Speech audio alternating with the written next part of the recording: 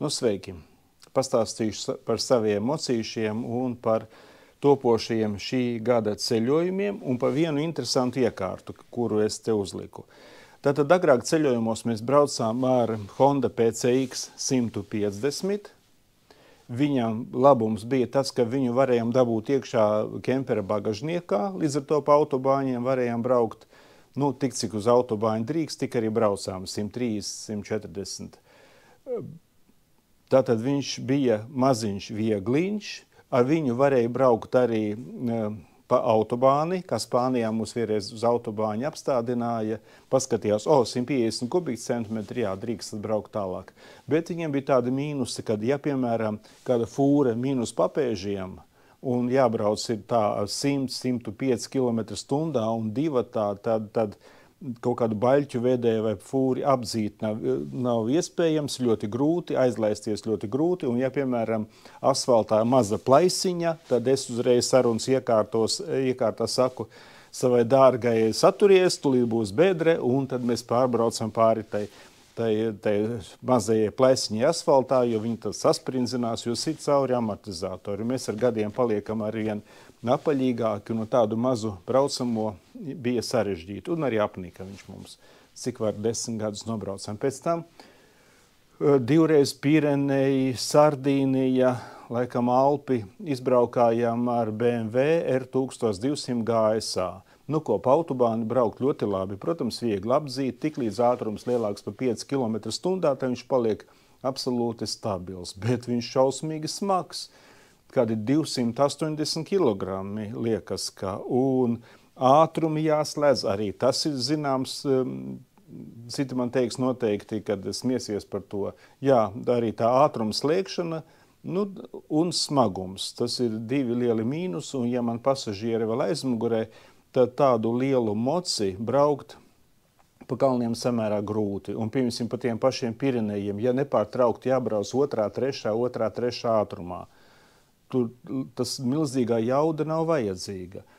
Pabraukājām Bali ar mazajiem motoroleriem visdažādākajiem, un es nonācu pie ļoti laba tāda kompromisa varianta Honda Adventure 350. Ja vajadzētu man divos vārdos noraksturot viņu, es pateiktu tā, braukt bauda. Tiešām, jo viņš ir pa 100 kg vieglāks nekā lielais BMW mocis, nav jāslēdz ātrumi. Salīdzinot ar to mazo, viņam ABS priekšā aizmugurē, viņam ir lielāks klīrens, lielāks riteņu diametrs, platāki riteņi, amortizācijas gājiens ļoti liels. Nevelti viņu pa Adventure sauc. Un cenas ziņā arī tas ir kompromiss. X Adventure 750 maksā, piemēram, kāds 2 reizes dārgāk. Tā kā šogad brauksim ar šo te mocīti. Man braukt ar viņu ļoti viegli, ļoti patīkami.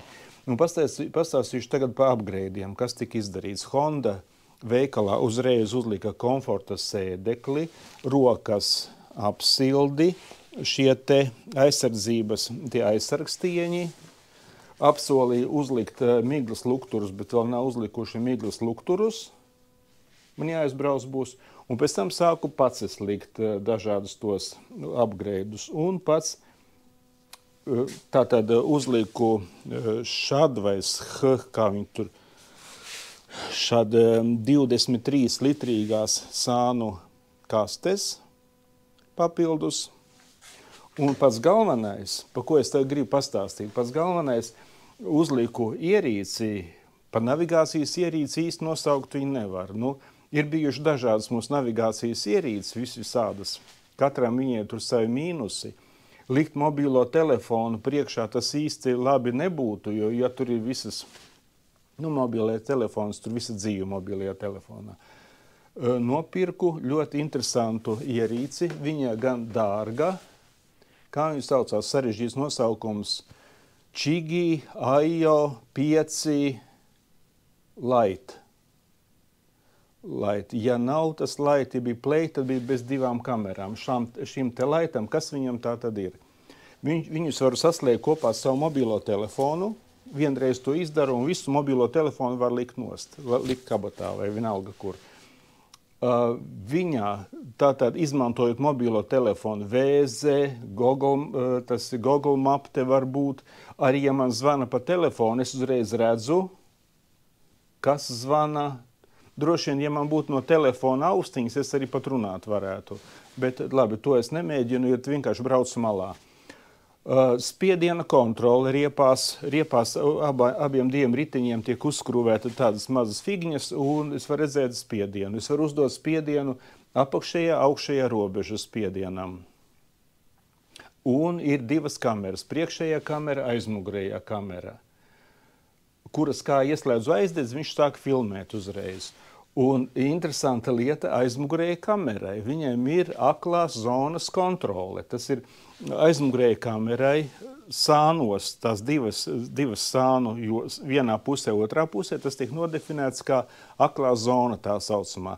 Un tad, ja piemēram, es kādu apzenu, un kāds nonāk tajā aklajā zonā, tad nekas nenotiek, bet ja kāds mani apzena, es nezinu, kā viņi to ir uztaisījuši, ja kāds mani apzena, tādā gadījumā uzreiz seko vairākas lietas, ko es varu nodefinēt.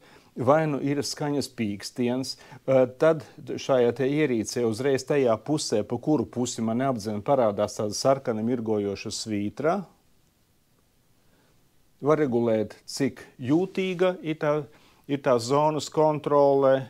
Kaut kas ir teikts par ātrumiem, 20, 40, es nezinu, vai mani kādu ātrumu apzina, vai no kura ātruma sāk strādāt. Nu, interesanta. Un es šī video beigās pielikšu klāt, es braucu uz Rīgu, pa apvedceļu un parādīšu, kā tas izpaužās, ja mani apzina. Tātad es pateicu, priekšā aizmugurējā kamera, riepas spiedienu kontrole, un sasaiste mobilo telefonu, tātad VZ, Google Map un tā tālāk laikam. Viņu es varu regulēt, te ir pa Bluetooth laikam maziņš panelītis, ar kuru spaidot, es varu pārslēgt to, ko es gribu redzēt. Tā kā man nevajag braucot grābstīties pa viņu, te čik, ar īkšķi es varu pārslēgt.